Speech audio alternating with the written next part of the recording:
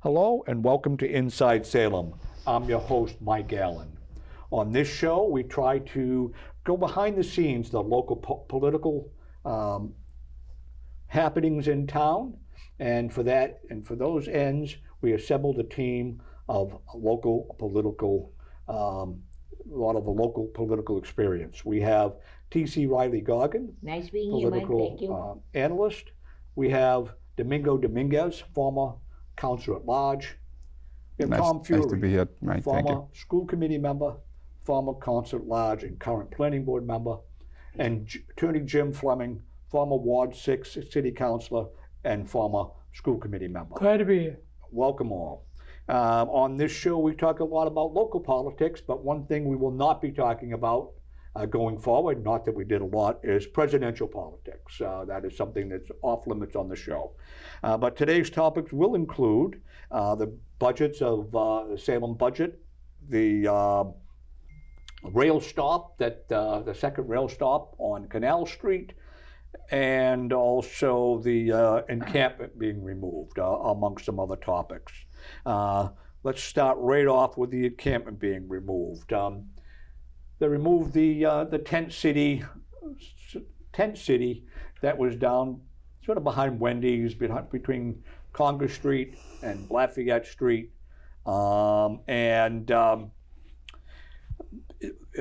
course there was people protesting the removing of it, and but one of the things the police said afterwards was that there was a lot of hazardous waste there, a lot of discarded needles, and a lot of refuse that was really a major issue, and that actually made it even, it really drove home the point how much it was needed to get rid of this encampment. Where did they go though, Mike? What's that? Where did the people go? Good question. Don't know.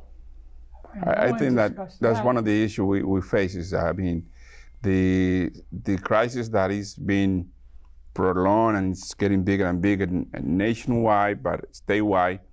In some instances, we don't see the solution to be really in place. They only kind of work in the area that they see it being seen.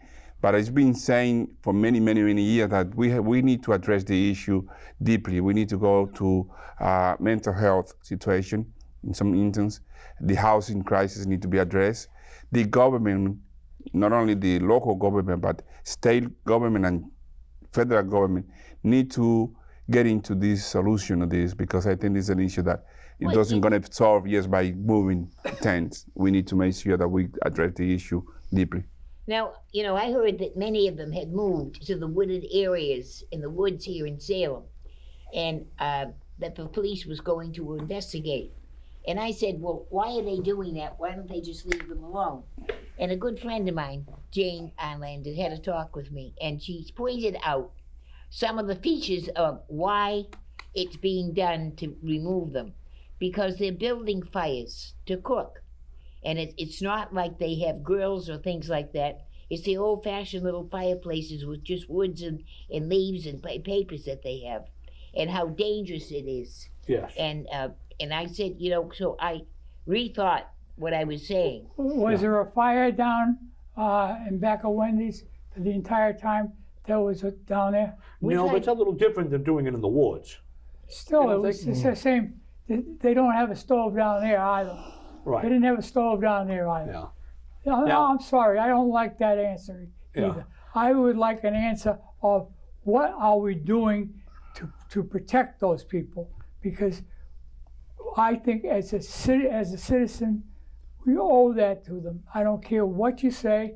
We should not put people out without having them a place to go. Okay, let's get back to the fire for a moment. Yeah. There was someone near, would walk by my house regularly, that was living up in the woods, up, behind Mansell Parkway, that area there. And we would see them come down the street with a propane tank, and then they'd see them half an hour later come up the street with a propane tank. I don't know, I just think that in the middle of the woods is not a safety feature.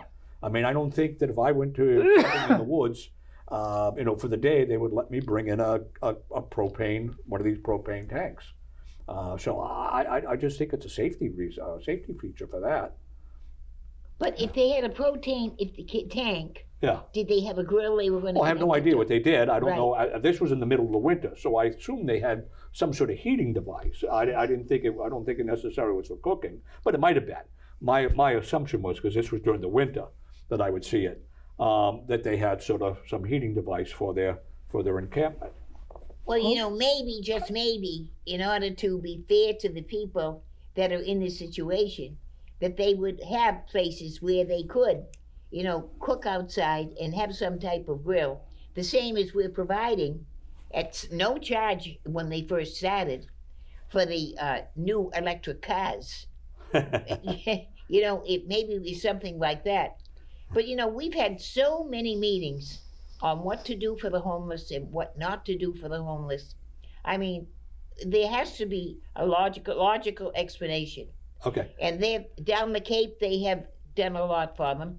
In Somerville, they've done a tremendous amount for them. I mean, we seem to do more talking than doing. Okay, the state, in their most recent budget, or maybe previous year's budget, it allocated, like, give or take, $1 billion, that's billion with a B, dollars for housing and care of illegal immigrants. It just seems like our own citizens should be taken care of first. That $1 billion would have gone a long way to get rid of these trends. Yeah, but you're saying that everybody at Wendy's or anybody in back of Mansell Parkway is illegal. No, they're not. They were not. No, I'm not saying they are. What I'm saying is that we're spending $1 billion to house people who should not even be in the country. And we're not spending the money on our own citizens. That's what I'm saying. You know, these people that well, were I think down the behind people down there there were our citizens. I think we should have done a little looking, at least a little investigation to find them a proper place. I don't care what you say, period. Yeah, okay. Well, they said that some of these people, that they moved them 17, 18 miles away, and that they would store some of their property someplace. I don't know if they did that or not. Yeah. But because I don't know how many people on Canal Street use that 50-unit area that is right there by the thrift shop. And I have a question whether there is, adequate cooling devices in there. Is there? I heard there was only one bathroom or two bathrooms, and just plain cots in there. You mean the Lifebridge thrift store? They have. Right, you know, we know as you come around and the thrift shop is in there. That building where it looked like a garage. Yeah. That now has 50 cots in it, where they provide for people to sleep there. I didn't know that, because the last time I saw the place, it was actually had merchandise from the. Oh no, they have that still. Yeah, they have that still. There's another place. Okay. But the other place where they used to store things, now there's cots. It's the old Ted Simon's. They divide the place into. They had the shop in one side, and the other side they have what Teasie just mentioned, just to provide some help for the homeless. Huh. Do they have a sprinkler system? I don't know. I have no idea. Yeah, okay. I mean, it belonged there, I don't know. Well, it's like the development at St. Mary's Church, the homeless shelter there next to Steve's Market. That's proposed new development there, expansion and so on. Nobody wants it in their backyard. Nobody wants a facility for the homeless, whether it's near Wendy's. In fact, a premier business went out of business right down the street, right next to right near us where we're speaking now, is a premier pizza place, a premier bowling alley, a family-centered pizza place right down the street from here. That went out of business because of the homeless encampment.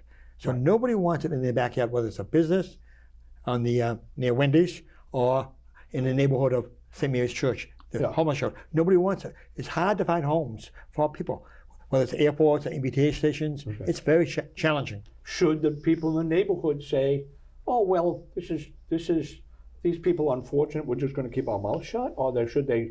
I mean, do you think the people in the neighborhood have a right to fight this? They've had active meetings. In fact, I think Teasie mentioned that at the Council on Aging. It was one of the largest meetings she ever saw at the Council on Aging about the homeless shelter in Salem, the new one that's going to be expanded. I think that was one of the largest ones you witnessed. It's a very controversial topic. Their voices will be heard, the neighbors will be heard. I was a park instructor of that neighborhood. That neighborhood would be deeply impacted, But it's down the line. There's a great need for homeless. That's true, there is. But again, training and so on. Salem is one of the most densely packed communities in the state. Absolutely. At what point in time do we reach a saturation point? Why is it? 20 years ago. We're expected to pick this 20 years ago. Yeah. Okay. We reached it 20 years ago. Okay. And so where is the point where we can say, I'm sorry, not in our backyard, well, legitimately, because they can't keep putting in 5 pounds of bologna in a 1 pound bag. That's right. And that's what they're trying to do. It seems to me. I agree with you there.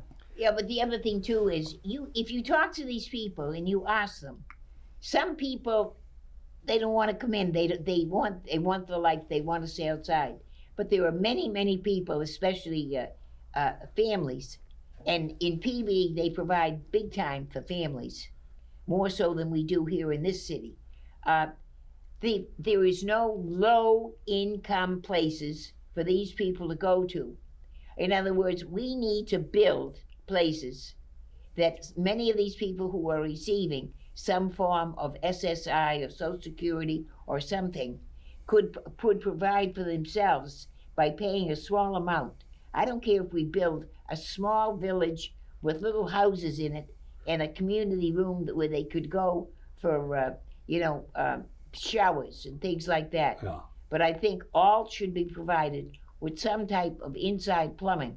Yeah. And provide housing and put a stop to what's going on. Okay. But now, I feel that also everyone should take care of their own people that are out there that are homeless. Yeah.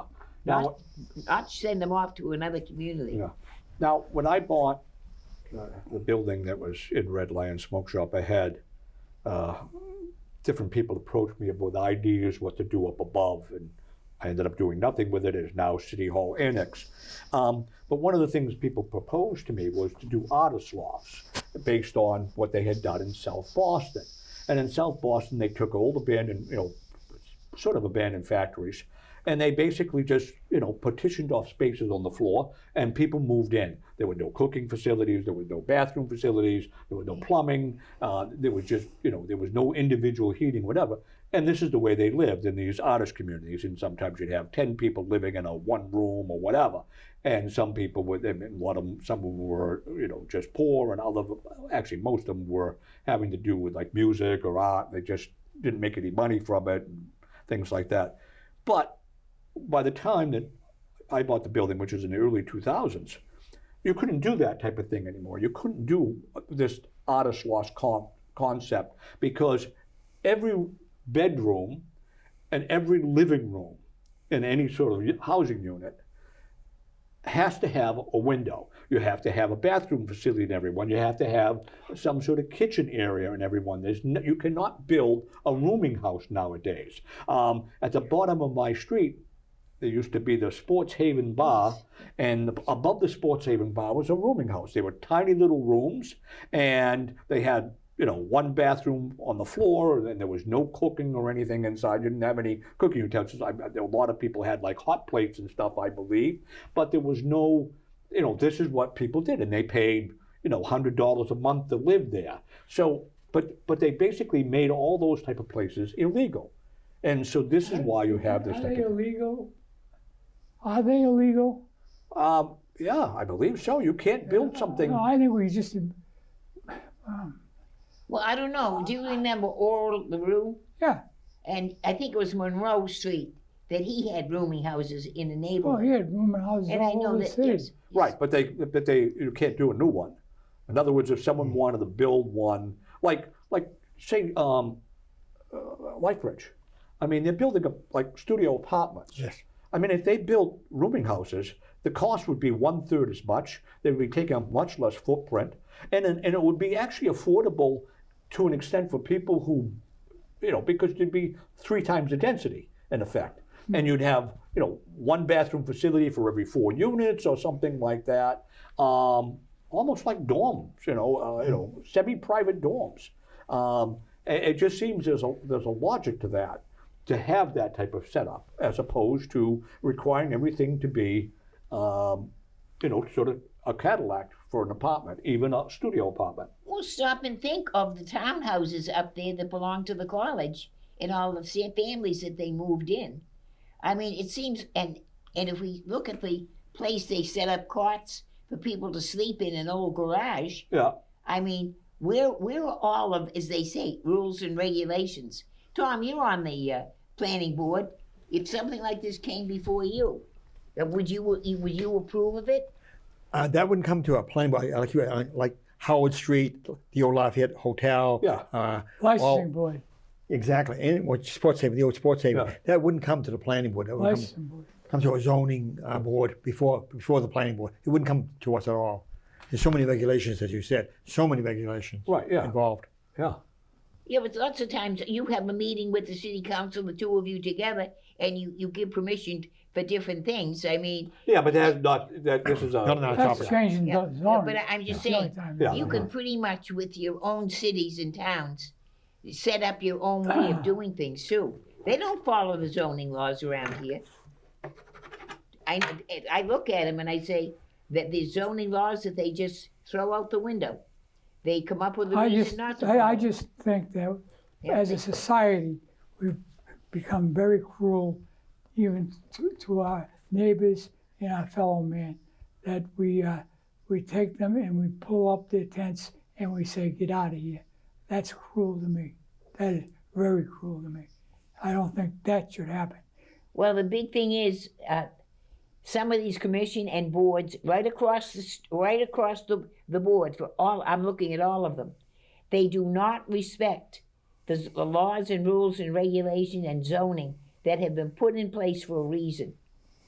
Yeah, and again, they can be changed as they were changed many times. That's right. And there's logical reasons to, particularly in a community like Salem, which is so postage stamp. You have a business that's been there for 100 years, and it's right next to a whole bunch of residences, and it's got no parking, and it's a factory, and you can never do that now. And so many lots. I mean, there's so many pieces of property in Salem that are non-conforming. It's hard. It's hard to, to say to someone, wait a second, you can't, do that because it doesn't match zoning. And they say, well, every lot on this street is 5,000 square feet. I'm 6,000 square feet. Why can't I build a house here? And the question is, why can't they? So the trouble, I mean, that's part of the problem, is because we were built so willy-nilly, because we predate any of this type of stuff. Well, the whole thing is, if you take a look at the 3-apartment house that they built right over at the top of, in Castle Hill, by St. Anne's, Yeah. that has what, about 3,000 square feet there, maybe. Well, they have 3 families in there. Yeah. And they have children. Yeah. And they sit out there in the parking lot area, and it's a small area. Right. Yeah. And their little kids are riding around on their little bikes. Now, I'm saying, oh God, this is awful. Because if kids ride bikes and go out too far, they can't judge. So one of those children, unless they're careful, and the people are told, you can't do that in the yard. It's got cars, their cars are parked there, and the kids are riding around. But I'm saying they are approving. Why did they approve a piece of land like that? Yeah. Howard Street off of St. Peter's Street used to have 5 rooming houses for people, males and females, that rent a room. They're all being sold and gutted into condominiums. So there's a real shortage of rooming house facilities. Real shortage. Yeah. That's how That's they why got I rid of them. cried to have the city acquire that village, Bates Village over at Salem State, because there was an absolute need. And I think we've missed the boat. The city should have been doing, for the last 15 years, the city should have been doing something for really affordable housing. And they didn't do a stitch, not one stitch. Yeah. Yeah, we haven't. From a tax standpoint, it's better than they didn't, because those type of projects or those type of developments tax losses for the existing residents. But as far as helping the housing situation, it doesn't. But the population has grown since I was on the school committee, which was started in 2004. population has grown by more than 10% in Salem. So we've been shoehorning them in, and because we were very densely packed back then, that was one of my issues. Well, why is it that we give tax incentive rewards to our developers? Or they're not ours. I take that word back. Yeah. Developers that come into this city, and we have one right now that is right down there, Ferris. Yeah. They're going to build exquisite, expensive condos there. Yeah. And they're looking for money, tax incentive, which they'll receive. Wait and see. Yeah. Why is it that? Again, just to reiterate, because this keeps coming up about the TIFs, tax increment financing, is that they're not going to receive any money. They're receiving zero, nada. You get a nil, break on their nothing. taxes. What it is they're going to have to pay less of an increase than what they would normally have on the property. So they're receiving nothing. It's the city is taking less in the beginning to get a project done that's going to pay more taxes in the long run. And if they're building luxury condos now, those are going to be selling at top dollar, and they'll be paying high real estate taxes on them. So we're giving them a break to get them started. And again, I'm not in favor of breaks for residential property, but the logic is there for that. It's not. We're not giving them anything. I'll tell you, under Zoll and then Levesque, there were some very successful TIF projects. And I point to Pequot Highlands, Salem Heights, and Loring Avenue, whatever that one's called. It's perfect. Okay. We should have been doing that. Yeah. That's what we should have been doing. Those aren't one-room apartments. These are apartments. Yeah. And they got families there. Yeah. And each of the ones I just mentioned. Yeah. And we have not done a thing. Okay. We've had this success there and have not copied that success. But again, in effect, the rest of Salem would be subsidizing those type of projects, according to the Mass Municipal Association, which is not a right-wing group. It is, It's right. liberal Democrats. It's right. I know. It is. I absolutely. I mean, Mayor Driscoll was one of the leaders of that when she was a mayor. In many cases, she's a rightist. She's not a rightist? Certainly not Democrat that I know. I'm telling you. Well, I don't see her as being anything other than extremely liberal. Yeah. Okay. Okay. Well, I see. What did she build? Nothing. She did all high-end things. Right. Yeah, right. But certainly what she's That been liberal? proposing, has not been conservative by any stretch. Never came to fruition. Yeah. Never came to fruition. Yeah. Okay. It's cover.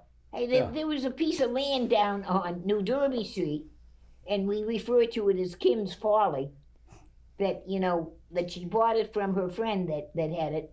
That used to be the garage down there, and now it's like a cement park. I mean, we're going to be building to the right of it. That's the one that Mickey Northcutt was going to put up under CDC, but now he has left and he's gone to California. They could have built, in other words, we could have built a high-rise there, just like building a dorm. And I don't know how many people fit in a dorm at Salem State right now, but we would have more than adequate down that would have had. We missed the boat. We should have been doing it all the way along. Yeah. Actually, one of the most ridiculous things is the park that's right here in SATV. Right. It cost almost $2 million between $2 million. federal, state, That's right. and Salem. I have yet to see That's the anybody one in I'm it. talking I about. did see one celebration in the winter where they had these little igloos up and you could sit in them for a half hour or something. Yeah. But it's you're right. I mean, why do we spend $2 million on that? Yeah. And again, particularly when we're doing other things and we're trying to get housing to be built. Right. I mean, here we had a perfect piece of property. Someone was going to build housing on it. And particularly since she has no problem with luxury housing, you could probably build some pretty luxury condos right on the water like that, I would think. I would think. That's what we're going to do with Ferris. They call it, waterfront property. Yeah. The river going by it. Yeah. No. And it's very hot summer. It's very hot summer for all of us there. You've got a building boom throughout the city of Salem. You've got Ferris Junkyard. You've got the St. James being developed, St. Mary's being developed, Bettini's Pizza being developed, and very soon 95 North Street may be developed on 114. So you're seeing almost major development, but those developments only take a token of low-income housing, a token, whether it's Ferris Junkyard or 95 North Street or St. James, the Immaculate Conception, all being developed now as we speak. It's a really red-hot market. Okay. St. James is over 55 for people to move in there. That's what St. James is. Yes. That's not anything to do with low income. It's right next to the Council on Aging, too. Over 55, right next to the Council on Aging. Over 55, Yeah. yes. Yep. Okay, next topic. City passed their budget a month or so ago, or a little less than a month ago. And the Salem budget for the next year, for fiscal year 2025, is $202 million. And I scratched my head a bit on that. And then I read in the paper also that the budget for Beverly is $166 million. Very significant, $36 million left. And they have a much larger physical community, which means more plowing, more expensive trash pickup, et cetera, and their population is slightly less than Salem. So maybe that's it, whatever. But then you take Peabody, which is significantly more population and significantly larger physically, and their budget is $197 million, $5 million less than Salem. And I said to myself, what the heck is this? Anyone have any questions? I sit so many budgets. Yeah, I sit on the finance committee for maybe 3 or 4 times in my period as a city councilor. And I know that one of the issues that we face is inflation. Not only around departments, but citywide and nationwide, the inflationary components kind of make sure that it help increase prices. And I'm pretty sure that I know Tom and Jim being in city council before. The city councilors, in my time, we was sure that we asked the right question and make sure that we go penny by penny on what need to be spent on the city. At this moment, I don't know the numbers because, like I said, I'm not in city council, but I know that when I was there, I left last period, I think the budget was $189 million. So we see an increase of $11-something million altogether. And I think, based on the inflationary components, I think it's around that. Yeah, but again, the question still is out there. Well, why is Peabody, $5 million less than Salem? I mean, they're paying the same amount for heating bills and things like that as we are because they're right next to us. We have a couple of item budget that kind of makes increases. One thing with Peabody that you're missing is that they have their own municipal light plant that that's one. Makes electricity cheaper instantly, and then also kicks back to the city several $1 million. Okay. So that's a big factor. We also have another factor that is different than other cities, is the visitors industry that we are having in Salem. We had to spend more money on police. We had to spend more money on some other topic that need to be addressed because of the way we had decided to conduct our city as a city that allow visitors to come in. So that component bring a little bit more money on it. And I know for sure that. The mayor was in for 17 years. In fact, she's not really all the way out the door anyhow. It just looks like that. But she was a spender, a big spender. And we have hired, and we have more departments and if you look at the salaries of some of the people here in Salem, it's unbelievable. And some of the areas that we get into and some of the things that we built. If you take a look at, for instance, look over there at Forest River where they built a new swimming pool. What was the final cost? There was, I think it was $13 million. $13 million is a big chunk of change that they took. And it was to pay for the swimming pool for the city of Salem. And it now does not belong to the city of Salem. I mean, it's used completely, almost entirely, and it's scheduled by the Salem Y And they also have the camp on the Forest River camp on the grounds. That belongs to the Y. We built it, we're still paying for it. The other things that it's built, and now, if you think 202 million's a lot, if they add to it a new school that they want to build, what is the cost of that? Do you have any idea, Jim? 220 million or so? I don't know. I have no idea. I have no idea. It's going to be. I think weren't they talking 125, I think it's 125 around million? 130, 125, 130. I don't think it's too. And we would get, they were about 60%, is it, at? We don't get as 65. much We get because this 65. city is not where it was before. We used to get way up there about Right, we got 70, 90% or something like 80%. that for a while. Not Yeah. anymore. But we don't spend the money on schools. When I was first in politics, you could look at the budget and say 50%, 50%, 50% is going to schools. Today it's less than 20. No, it's way more than 20. It's Oh, like it's- 40. 40, it's just It's under not 40 maybe. It's not 40. Our And it was under enrollment- 50 when I first got elected to the Yeah. school committee in 2004. Well, or I 2003. was 4. around a long time before that, and it was Yeah. Our enrollment's 50. down. Right. Down. Why are we spending? Way down. Well, 90% of your budget, our budget, Domingo knows and Jim knows, and I think you know too, 90% of any city Personnel. budget is personnel, Personnel. retirement, health benefits, and things Personnel. like that.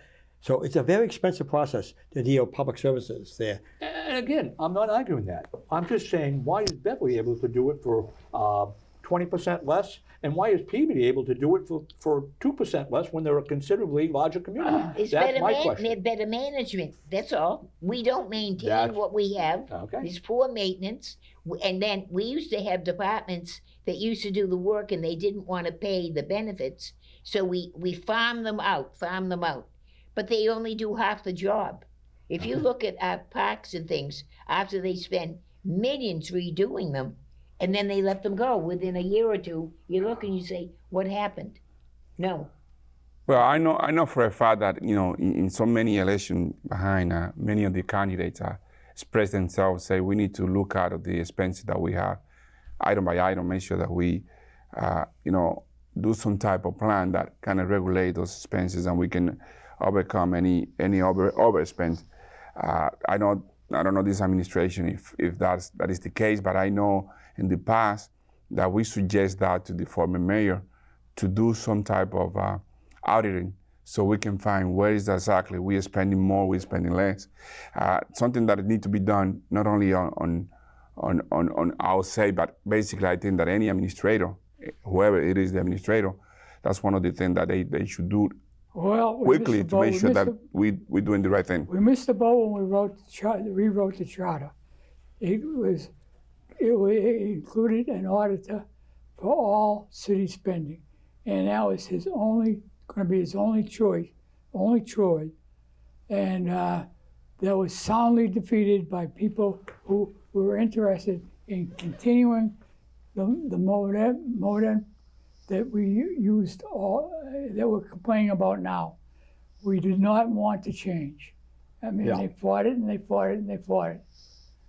Well, what the city needs is a team of people brought in who specialize in auditing. This city needs to be audited completely and entirely. Let me tell you We something. need a new type of management. We need a mayor who would audit and find out where the money's going, how it's being spent, and how we can change it and manage it. Put the spreadsheets out there and do something with them. We're not but the doing public recently had an opportunity to vote that way and chose not to. Well, So, To her credit, I think Domingo may realize all along the City Hall second floor steps is accreditations and audits by the state saying Salem was doing a very outstanding job. And I think they have over the years done an outstanding job of auditing, having the right business managers and so on doing it. So we get a lot of credit in the city of Salem for auditing our books and keeping it clean. no. All they're talking about there is that there is no fraud. There is no Right, yeah. corruption. yeah, That's what it doesn't mean we're spending wisely. That's It right. just means that we're It not does not- going it does stealing. not have- Overspending. Yeah. There is no moral compass on the spending. Yeah. All it means is that there is no Nobody's putting anything in their pocket. That's all. Now, To give credit to Beverly. Yeah. Beverly's next city election is for a 4-year mayor. Yeah. So you'll see some changes there too. Well, we'll see if that passes. It passed already. Oh, it did. I'm sorry. It was a 4-year. Next Oh, election, that's right. Okay, right. I remember. it Mayor passed Cahill right could last go year. for a I 4-year mean, term. Mayor Cahill has been in almost as long as Kim Different, or if not as long. No. But he spends wisely. Indeed. Yeah. Right. And the Again, council. his budget is not much smaller, population-wise, larger physically, and the budget is 20% less. That And says something. they have a better producing school system compared to Salem. No, they don't. No, they don't. No. How? What are you using? Jim, I'm what, not gonna wait a find minute. state numbers. Wait a minute. What now? What are you using as a criteria and everything? Okay, what about the state What are numbers? you using as a criteria? The state numbers. The state numbers rank right. Salem well below Beverly, don't they? Am I misreading that? No, I you're don't, not. I'm not sure. I'd have to look. I don't think it's a vast difference. I really don't. Okay. There is. And let me tell you. And by the let me tell way, you they something. spend we spend 10 to 20% more per student. And I know we have a more challenging population than That's Beverly, what I'm. but we're That's spending where I'm going. we're spending 10 to 20% more per student, and I don't have the current numbers in front of me. And we at one time when I did the numbers a few years back, we was like 15% at that time, and the and we were significantly lower on the totem pole in terms of outcome, and considering how much we spent. It took Beverly years to get a brand new high school, a brand new middle school, a brand new police station, right? Now they're renovating their city hall. So they've not, they went 21st century, like we were in Salem, investing in our schools over the years. They delayed. They put their finger in the dike. Salem had to come to reality because of the challenging population that we have to have a better school system, to have a police station, modern police station, to have modern facilities. Okay. And we paid for it. Here in the city of Salem, we're not promoting, and this is key, commercial. We're giving it away to housing. The problem That's with what Kim commercial is Driscoll this. believed in, The- housing, the but prob- not for the right people. But the problem for commercial in Salem, and I've talked about this for over 20 years, the problem is we do not have highway access. So if you're Right. doing any sort of business that is dealing outside of Salem, where you have to send a truck out, you're paying an extra 2 hours a day to a truck driver for Not 2 driving hours. around. Not 2 hours. Not 2 hours. Well, In between the all worst traffic in the world, you can make 128 and a Okay. half hour. And no one should be talking about real estate down at here's someone come on anyway. But I think probably if we spent asked a am little doing bit my less TV on show, Jim. I'll commercial, call you in the back. because it's almost double what we pay, residential, that maybe right now, one of our biggest commercial people that we still have for now is Shetland Park. That They're now was in the where I was throes. going. Why are we talking about putting residential property units into Shetland? It's been a successful business center. because they can get more money, and that's why. Yeah, but And that- the thing is this, the previous owner came to the city and said, "Can we change this thing so we can put in housing?" And because I want to sell it for more money. And, he was a well thought of citizen of Salem, has always been a good citizen of Salem. And so we gave him a golden parachute. And he probably got an extra $10 or $20 million for that property because we zoned it so that they could ultimately do some residential there. The only issue, sorry that I interrupt you, Mike, is that it will destroy the character of a neighborhood. That neighborhood over there nearby is going to be impacted badly. They say no, but I know for a fact that we'll be impacted. We have a community there that actually will be displaced. There's no way they can build some big components over there without affecting the little people that live in the Point neighborhood, which they invest into the city too. And they're humans, like Jim just said, and we need to make sure that we balance what we do here. This is a good thing to see that they're going to make money and they're going to bring maybe a new aspect to the city. but we need to make sure that we do not display that community need the attention. attitude seems to be that if you're here, we don't care about you. We don't care about taxpayers when we build this, high-rise, apartment building. We don't care about the existing residents when we want to build a homeless shelter in a residential neighborhood. We basically say we don't care about the existing residents. That's what the city has been saying to the existing residents for Very years wrong. now. Well, the whole thing is, if the city of Salem decided to take over building a shelter, then they could set up what they wanted and dictate it. Okay. But this is private. This is a private entity that's going to build it, and they're going to make money on the homeless. Well, let me just tell you something else as well. I remember I was talking to the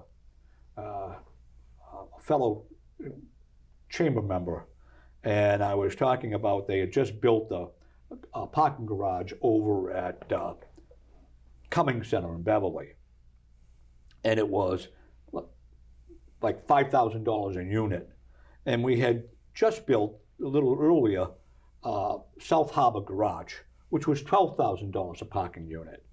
And so I was just sort of, mouthing off and complaining about it. I can't believe, blah, blah, blah, the city of Salem, this and this.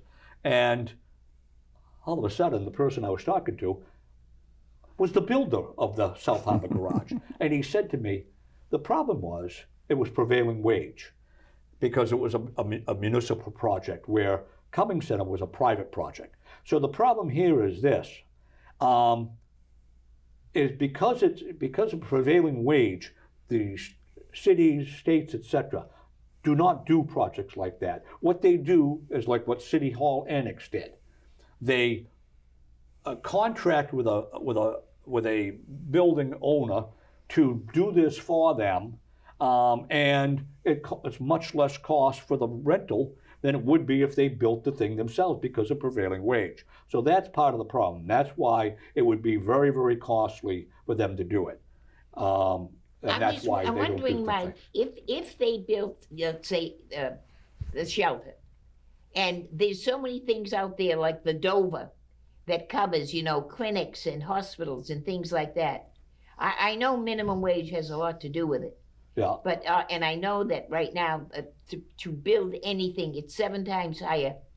I was told by a developer than it was, just over a couple of years ago. The pandemic, people just shot up. Yeah, I wouldn't go 7 times higher, but maybe 7% more, or maybe 20% more, but it's certainly not 7 The times. prevailing wage does affect. Well, I'm not talking about wage. I'm talking about the building materials. Yeah, again, it's gone up significantly, but not 7 times. Right. It didn't go from $100 a unit of lumber to $700 a unit for lumber. I mean, that just didn't happen. I mean, there might be 1 or 2 things that might have gone up that much, but not overall, not the overall project. It hasn't gone up that much. We would see more in the inflation numbers if that was the case. Well, I'm just saying, right now it's And the other thing is you got to compare apples to oranges. All right, a private funded garage, built garage, should not be compared to a municipally constructed garage. Okay. Period. Well, I think they should be. They have X number of parking spaces. Well, I compared Salem State Garage to the MBTA garage. That's fair. That's fair. The MBTA garage was almost 3 times the amount as the Salem State Garage. And I know that the site was a little more of an issue for the MBTA garage. However, not enough to justify, that extra money. Not extra. It was like an extra $25 million to build it. I agree. So that, it's just the case. It's just, that these type of things, they come in too much. Well, I'll tell you right now, they had a meeting a week ago at the Academy Gym on, Shetland Park. Yeah. And they talked about that they were going to be taking down buildings and what they were doing and so on and so forth. But Shetland Park does not have the money to do what they want to do right now. Okay. They don't have it. Okay. Yep. That's Prime Group. I mean, there's a large company that's nationwide. Yep. But they feel that when they came in and first person that bought it there from Lapham, and they said that what they paid for it, they brought in an expert that was at another big company to try and manage and come up with a way of finding money for them.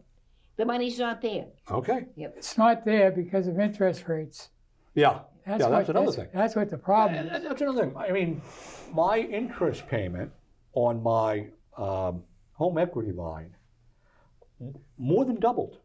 Right. More than doubled. Yeah. You know, because it went from like just over 3% to 7.5%. Right. And so that's a big chunk of money. Big chunk of money. Big chunk of money. And that's what's killing real estate right now. Yeah. Is the rate of paying for borrowing. Yeah. Period. Yeah. It isn't the workers, and it isn't the materials. It's the borrowing of money. Period. Yeah.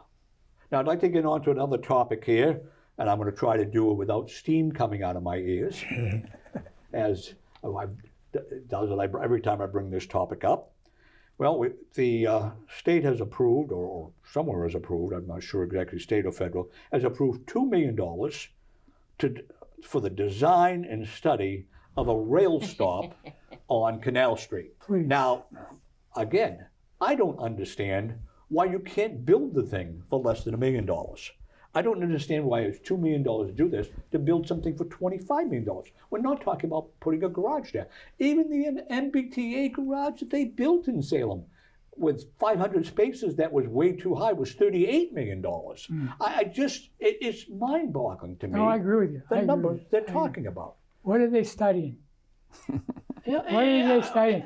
Yeah. Any station they build over there, they're pulling, some architectural firm is pulling plans out of the locker and saying, here, this is it. Yeah. We're not inventing the wheel. Government at all levels, and these quasi-government agencies like the MBTA, they may be the worst. They just spend ridiculous amounts of money on doing all these things. And this one here is just, again, if they said it was going to cost $2 million to build this stop, I would say, where is the money wasted? And this is just to study it and to design it, and doesn't cost any in construction. I mean, this is just crazy. I don't care how much the stop is needed. There's got to be a limit. There has to be. I know, Tom, you're an advocate for the stop, but is there a limit to how much we should spend for it? You're talking about a platform they're going to stand on. Okay, again, I know that you're a big advocate for this, and I won't deny the need for it. But the only thing, and again, I don't think we need it either. But again, that doesn't matter. My question is, how much should we pay for it? Suppose it came in at $100 million. Should we be building it? At what point in time does the amortize? Are we going to get enough extra people using that stop to pay back $25 million it cost to build? We all remember, all of us on this panel remember, we had a second train stop. No. We did. No, we did not. Because I was actually stationed at the second train stop. Okay. It was not a second station. What happened was the Beverly-Salem, the bridge connecting Beverly-Salem train thing was burned. Worked on. So what Beverly Station was, Beverly Station, when you bought a ticket for Beverly Station, it was good at where the current Salem Station is now. And then there was near the police station, where FW Webb is, it was Phoenix School. That used to be Goldsmith magazine store. Magazine distributor, and that was where the train stop was. That was the Salem train stop. The one that was down where the Salem train stop is now was the Beverly train stop. Yes. And they used to bus over because the train bridge was needing to be repaired. So for 2 years, we, meaning my father, brother, and I, we had a trailer down there. They put it in a big trailer, and we sold train tickets and magazines and snacks and things like that for the 2-year period. Why that was a temporary train station. So that's why I say it wasn't 2 stops in Salem. 20 years ago, Nancy Harrington had the opportunity. She had the connections with that name Harrington to get the MBTA to do a lot there, much underpriced compared to today, 20 years ago. Now we have Salem Hospital expanded the Epstein facility. We have Prime, Amazon.com there, Prime. And we have Salem State College University which wasn't a university until she made it a university. Right, but actually, you got all those employees, all those It may appointments. not have been a university that had more students back Oh, then. indeed, indeed. Yeah, that's it more did. students. And you're More right. students now. You're right. Even Looking though back. because that doesn't. You don't have more seats taken on a train because you call it a university. You have more seats because you have more students. Now, at Salem State College, you have hockey games, basketball games, Yeah. speaker series, all year round, 24/7. Yeah. That facility, that new railroad station that I'm a prime advocate for, I was for it 20 years ago, Yeah. I'm for it now. I think it's going to be a well-utilized facility. It's too bad it's going way beyond cost because it's on both sides. You need a walkway across the street. Senator Lovelace against the walkway across the train stop. That's going to be very expensive. That may be deleted to keep the cost down. Okay. So But where was the upper price? At what point in time do you say it's too expensive to build it? wherever the need is, I think there's a critical need for that. So it doesn't matter how much it costs. I think it will be cost effective. It's just like when you think of the two bridges over the Cape, they want to build two bridges. Yeah. They only have enough money for now for one bridge, Yeah. Sagamore Bridge. Yeah. They want two. Yeah. So it's a matter of time getting it. They'll get two eventually. We need a second train stop in Salem for that burgeoning appointment area for people to use. Okay. Salem State Complex. So there is no price that you don't think there's any price that's too high to say no. $2 we shouldn't million, build it. Huh? I think. What they're spending on planning. Yeah. That's my feeling as well. I'm with you, Mike. In other words, we have rooms with a lot of these things, architectural drawings, and little models that they built and everything. I don't know where they keep them. They're probably down at the Smithsonian. I'm not sure because for the money that we have No, spent. I'm in agreement with you that we need to have numbers. I mean, there's no way you can plan to do any projects, whatever you do, and you don't have a budget before you start the process.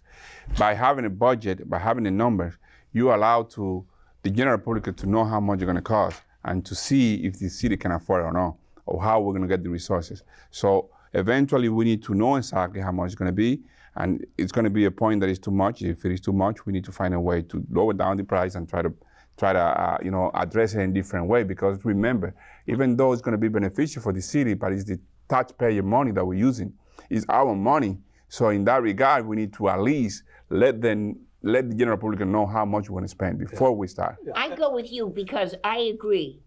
How much is it going to cost? Yep. And do we need it? And you have pointed out, or was it Jim? I don't know who it was. That it's probably about 7/10 of a mile from where the. Yeah, it's actually further than that. Jim actually said that, but I think he's Tom, you're mistaken saying about that distance, but it doesn't matter. It doesn't matter if he's mistaken. I can or hit not. a golf ball that far.